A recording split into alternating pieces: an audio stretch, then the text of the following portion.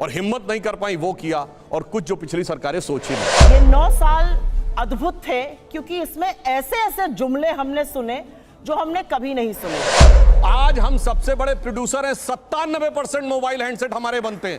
वो बनाने वाले कोई थोड़ी है, वो तो आसमान से कहीं जिन्नात आके बना रहे होंगे। ये न्याय था कि आज तक आईएसआई ने हमारी जमीन पर पैर नहीं रखा था। आईएसआई भारत की धरती पे नहीं था। मैडम, आपकी सरकार के समय में रिपोर्टें हैं आईएसआई के कितने मॉड्यूल्स काम कर रहे हैं। हेलो दोस्तों, स्वागत है आप सभी का द डिबेट में। आज की ये वीडियो बीजेपी के प्रवक्ता सुधांशु त्रिवेदी और कांग्रेस की प्रवक्ता सुप्रिया श्रीनेत के बीच गर्मागरम बहस का है, जिसमें सुधांशु जी सुप्रिया जी के हर सवाल का जबरदस्त तरीके से जवाब देते हैं, साथ ही अपने सरकार की उपलब्धि भी गिनाते हैं। दोस्तों, अगर आप इस चैनल पर नए हैं तो इस चैनल को जरूर सब्सक्राइब कर बेल आइकन दबा दें ताकि हमारे वीडियो का नोटिफिकेशन सबसे पहले आप तक पहुंचे। तो चलिए शुरू करते हैं आज का वीडियो। कहिए, देखिए, मैं कहता हूं 3 प्रकार के कार्य होते हैं। एक जो पिछली सरकारें भी कर रही थी, हमने भी किया, ज्यादा तेज गति से किया, ट्रांसपेरेंसी से किया। कुछ जो पिछली सरकारें सोच रही थी और हिम्मत नहीं कर पाई वो किया, और कुछ जो पिछली सरकारें सोच ही नहीं पाई। तो बिजली, पानी, सड़क, उसमें हमने क्या किया, सारे डिटेल्स आपको मिल सकते हैं। जो इन्होंने सोचना था मगर कर नहीं पाए, जैसे जीएसटी, हमने वो इंप्लीमेंट करके दिखा दिया। तीसरी कुछ ऐसी चीजें हैं जो ये सोच भी नहीं पाए होंगे, जैसे सोलर एनर्जी में भारत बहुत आगे बढ़ा, वो तो एक अलग बात है, मगर एक इंटरनेशनल सोलर अलायंस बनेगा और उसका केंद्र भारत में होगा, यानी हम विश्व में सौर ऊर्जा के नेता बन के उभरेंगे। ये किसी को समझ में नहीं आया होगा। यह बदलाव हमारे टाइम में आया। प्रति व्यक्ति आय 86,000 रुपए थी, अब 1,82,000 रुपए हो गई, यानी डबल हो गई। 5वीं बड़ी अर्थव्यवस्था बन गए। मोबाइल मैन्युफैक्चरिंग में 2nd नंबर की दुनिया में देश बन गए। कार मैन्युफैक्चरिंग में भी 3रे नंबर के देश बन गए। सौर ऊर्जा में हम बहुत आगे निकल गए। और बाद में कहूं क्या बदलाव आया, आज श्री राम जन्मभूमि का उभरता हुआ मंदिर देखिए, महाकाल का कॉरिडोर देखिए, काशी विश्वनाथ का कॉरिडोर देखिए, और इतना ही नहीं, उभरता हुआ भारत की शक्ति का प्रतीक नया संसद भवन देखिए। तो यह बदलाव आया कि अरुण गगन पर महाप्रगति का अब ये मंगल गान उठा, करवट बदला अंगड़ाई ली, सोया हिंदुस्तान उठा।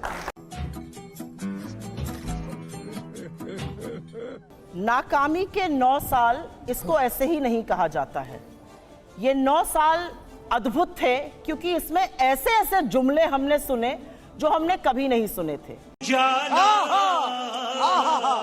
मैं छोटी सी बात कहकर अपनी बात शुरू करती हूँ। आज हर व्यक्ति बैंक जा रहा है अपना 1 या 2 या गड्डी 2000 की बदलने के लिए।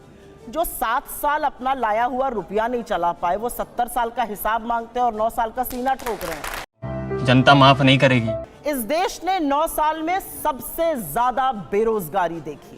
कार मैन्युफैक्चरिंग 7, 1, 2, 3 नहीं, 7 बड़े ऑटोमोबाइल जायंट्स भारत में अपनी दुकान बंद करके चले गए।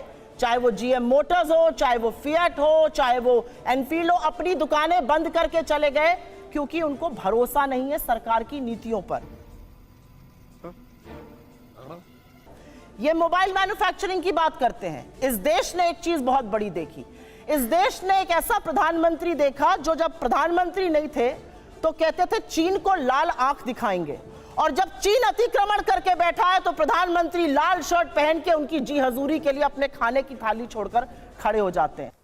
ये तो लेटेस्ट न्यूज़ है।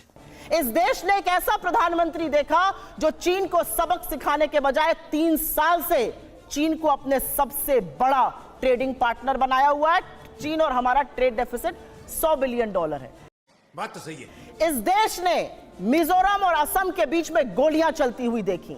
इस देश ने कर्नाटक और महाराष्ट्र के बीच में तनातनी देखी, जहां पर भाजपा की शासन है भूमि को लेकर। इस देश ने मणिपुर को जलते हुए देखा, लेकिन प्रधानमंत्री और अमित शाह जी के मुंह पर एक जरा सी शिकन नहीं देखी। साला ये दुख का खत्म नहीं होता बे। इस देश ने तैरती लाशें भी देखी। ये देश सब कुछ देखता है, और अब देश ये भी देख रहा है कि भारत के संसद का उद्घाटन होने जा रहा है। और भारत का संसद क्या है, यह हमारा संविधान बताता है। अनुच्छेद 79 क्लियरली कहता है इंडियन पार्लियामेंट का मतलब है राष्ट्रपति, काउंसिल ऑफ स्टेट्स राज्यसभा और लोकसभा। और आज इतिहास बन रहा है, और मैं अपनी बात यही कहकर खत्म करती हूं कि इतिहास मोदी जी को लगता है इमारतों से बनता है।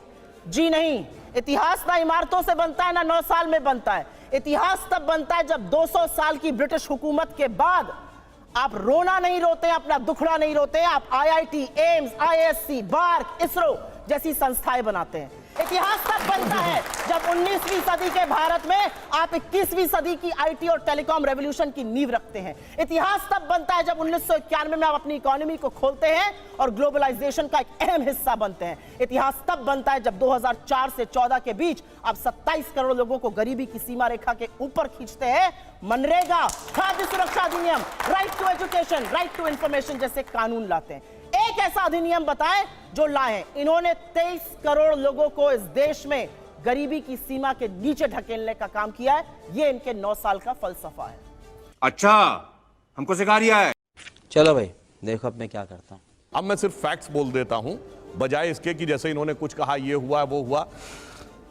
क्रिस्टीना जॉर्जिवा IMF की चेयरमैन है, उन्होंने कहा कि अगले साल भारत दुनिया में 15% ग्रोथ को कंट्रीब्यूट करेगा, वर्ल्ड की ग्रोथ में 15% कंट्रीब्यूट करेगा। हमारी सरकार आने से पहले हमारा ग्लोबल GDP में 2.4% का हिस्सा था, अब 9% से ऊपर का। और इन्होंने कहा कुछ नहीं हुआ, तो मैं मानता हूं। सुनिए, जब मोबाइल हैंडसेट हम सब यूज करते हैं, जब हमारी सरकार आई तो हम सेकंड बिगेस्ट कंज्यूमर थे, क्योंकि हमारे यहां सबसे ज्यादा आबादी भी है। दूसरे नंबर पे, अब नंबर 1 पे हो गई। पर पता है 92% मोबाइल हैंडसेट बाहर से आते थे। आज हम सबसे बड़े प्रोड्यूसर हैं, 97% मोबाइल हैंडसेट हमारे बनते हैं। वो बनाने वाले कोई थोड़ी है, वो तो आसमान से कहीं जिन्नात आके बना रहे होंगे। 37 किलोमीटर पर डे अगर रोड बन रही है तो ये भी कोई रोजगार थोड़ी सृजित हो रहा है, वो कोई हवा से आके बना रहे होंगे। 3.5 करोड़ मकान बन गए, प्रधानमंत्री आवास, वो भी किसी ने आके हवा में बना दिए होंगे। उसके लिए भी ऐसी क्या जरूरत थी? कार मैन्युफैक्चरिंग में आज 7.5 करोड़ परिवार भारत के ऐसे इनके पास कार हो गया, वो कार भी किसी ने आके हवा में बना दी होगी। इसलिए, और इन्होंने कहा विदेशी कंपनियां चली गई, बिल्कुल। अरे हमारी देशी कंपनियां अब उस लेवल पे आई, महिंद्रा एंड टाटा ने आर्सेलर को खरीद लिया, दुनिया की टॉप की कंपनियों में से एक आर्सेलर को खरीद लिया। मगर अब क्या बताएं, अब ये कहते हैं चीन के अतिक्रमण की बात। अब जिनके दिमागों के ऊपर चीन ने अतिक्रमण कर रखा है कॉन्ट्रैक्ट्स के थ्रू, अब उसके लिए क्या करें? समझ रहे हो? समझ रहे हो आप? समझ रहे हो? चाइना को हमने, अब ये लोग ये बहुत सेंटेंस बोलते हैं, चाइना को हमने, चाइना के शी जिनपिंग को झूला झुलाया था। बताएं कैसा झूला झुलाया उन्होंने? आज मैं पूछूं, चाइना के साथ दुनिया के कौन से देश खड़े हैं? सिर्फ 2, नॉर्थ कोरिया और पाकिस्तान। चाइना का नक्शा याद करिए, इधर है पाकिस्तान, इधर नॉर्थ कोरिया। वो झूला झूल रहा, north Korea Pakistan, north Korea Pakistan, north Korea Pakistan, बाकी खत्म। मुझे अपने घर जाना है। मुझे घर जाना है। इन्होंने कुछ बातें बोली, और उन बातों को बोलने से पहले मैं एक महिला हूं, आधी आबादी की बात कर लेते हैं।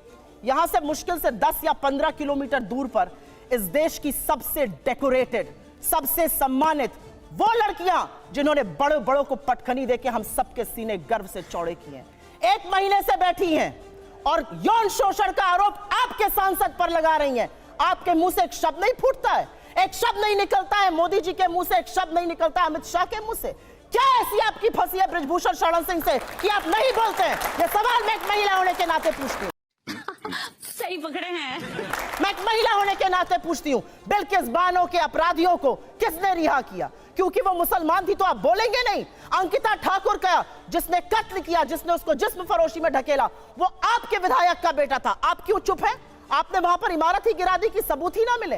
आपका विधायक दोषी पाया गया है हत्या और सामूहिक बलात्कार का, कुलदीप सिंह सेंगर। ये बात करेंगे महिला सुरक्षा पर। ये चूड़ियां भेजते थे प्रधानमंत्री को, आज इनके मुंह से एक शब्द नहीं फूटता। वाह दीदी, वाह दीदी, नहीं दीदी, वाह दीदी, दीदी, दीदी।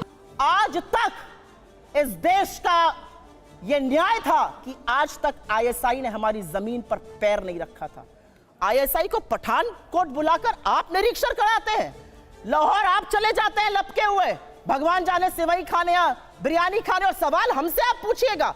आसिया अंद्राबी आपका चेहरा बनती है श्रीनगर में, और सरहद पार जाके आतंकवादी गतिविधियों में शामिल है। आप एक दुर्दांत आतंकवादी को, यूसुफ को वहां पर टिकट देते हैं क्योंकि आपको अपनी सत्ता करनी है। ये कैसे लोग हैं? ये किस तरह के लोग हैं? कौन है ये लोग?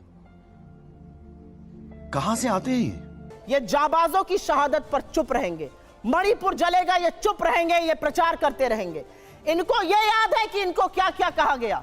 कर्नाटक जाकर क्या कहते थे साहब? मुझे फलाने ने ये कहा। कर्नाटक ने क्या कहा? कर्नाटक की जनता ने कहा मुद्दे है बेरोजगारी, मुद्दे है महंगाई और मुद्दा है भ्रष्टाचार। अगर उस पर बात होगी तो हम बात करेंगे, नहीं तो विपक्ष में बिठाने का आपको काम करेंगे। साहब हिमाचल गए थे, हार गए। कर्नाटक गए, हार गए। और ये विश्वगुरु बने फिरते हैं। इनकी बातें सुन लीजिए तो भारत शायद 1947 में ही आजाद हुआ हो, के बाद अब 2014 में आजाद हो गया हो। मेरा अपना मानना है कि कुछ बातें जब समझ में नहीं आती है उसको नहीं बार बार बोलना चाहिए। मैंने आपको एक बार पहले भी शो पे समझाया है। क्या बोला तूने? हम मैन्युफैक्चरिंग कर रहे हैं मोबाइल की, जी नहीं, हम मोबाइल फोन की असेंबली कर रहे हैं। हमारा जो इंपोर्ट का बिल बढ़ा है वो इसलिए बढ़ा है क्योंकि हम उतना पार्ट असेंबल कर रहे हैं। वैल्यू एडिशन नेगेटिव है। हमारा जो कार का एक्सपोर्ट का मार्केट था वो कम हो गया है।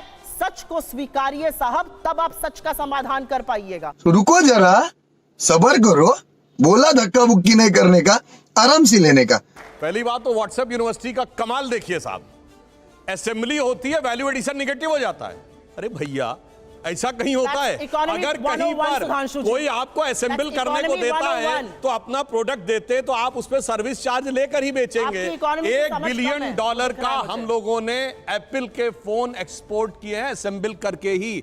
25% आईफोन 14 भारत में बने हैं। इसे कहते हैं व्हाट्सएप यूनिवर्सिटी या राहुल गांधी यूनिवर्सिटी, आप जो भी समझ लीजिए।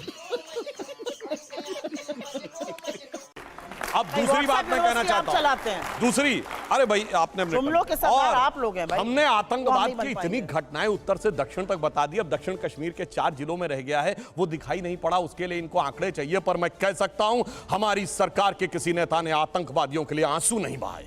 हाय हाय, इतना सुकून। हम ये कह सकते हैं हमारे किसी नेता ने आतंकवादियों के लिए पलक पावड़े नहीं बिछाए। संसद भवन पे हमला हुआ, जिन जाबाजों ने अपनी जान दे दी, उन्होंने, उनके परिवारों ने मेडल लौटा दिए। चूंकि अफजल गुरु को 7 साल तक सर्वोच्च न्यायालय से निर्णय होने के बाद फांसी नहीं दी रही थी, परंतु सोनिया जी की आंख में आंसू नहीं आए। बटाला हाउस के एनकाउंटर के आरोपियों के लिए आंसू आए। जनता माफ नहीं करेगी। हमने किसी जाकिर नायक को शांति का मसीहा कहने वाले, इशरत जहां को बेटी कहने वाले, अफजल को हालात का मारा कहने वाले, हाफिज को साहब कहने वाले, ओसामा को जी कहने वाले, बुरहान वानी को भटका नौजवान कहने वाले आतंकवाद पे भाषण दे रहे हैं। ओ भाई ये क्या है? इसलिए अब महिला की बात करता हूं। बिल्किस बानो की बात ये कर रहे हैं। 14 साल वो लोग जेल में रख के आए, मुस्लिम थी इसलिए बोला। इसी पश्चिमी उत्तर प्रदेश में एक मुस्लिम महिला थी इमराना, जिसके साथ उसके ससुर ने बलात्कार किया और मौलवी ने फतवा दे दिया कि अब आज से वो अपने ससुर की पत्नी और पति की मां हो गई। और जलवाए जलाल से वो मौलवी साहब विद्यमान थे, चू नहीं बोला। ये इनका महिलाओं के प्रति सम्मान था। अरे बाबा! हमारे यहां किसी ने नैना साहनी को तंदूर में जलाया। छोड़िए वो सब आरोप प्रत्यारोप। मैं तो 100 बात की बात कहना चाहता हूं। वो कहां गए उन लोगों का सम्मान करते थे जिन्होंने कश्मीर वैली में लिखा, छोड़ के चले जाओ हिंदुओं से और अपनी बेटियों को छोड़ जाओ। वो गिरजा टिक्कू जिसके साथ सामूहिक बलात्कार के बाद आरे से काट दी गई और चू नहीं निकला किसी के मुंह से। वहां एक किसी महिला एक के साथ नहीं, पूरी कम्युनिटी के साथ हुआ और सब मौन साधारण किए रहे, क्योंकि वो सेक्युलरिज्म का सुंदर संगीत था, उससे इनको वोट मिलने थे। कहते हैं आईएसआई भारत की धरती पे नहीं था। मैडम आपकी सरकार के समय में रिपोर्टें हैं आईएसआई के कितने मॉड्यूल्स काम कर रहे थे, और जो आप बता रही हैं वो कहानी तो बहुत पुरानी हो गई। उसके बाद तो जो ठुकाई हुई कहां, उरी में, जो कुछ हुआ बालाकोट में, उसके बाद Imran Khan as prime minister of Pakistan बोले पाकिस्तान की नेशनल असेंबली में, जो हिंदुस्तान ने किया है बालाकोट में उससे ज्यादा कुछ खौफनाक ये लोग करना चाह रहे हैं। आप ये सोचिए, आप शांति के कबूतर उड़ाते थे और हमने बाज उड़ाए हैं गुरु गोविंद सिंह जी की तरह। खत्म, bye bye, tata, good bye.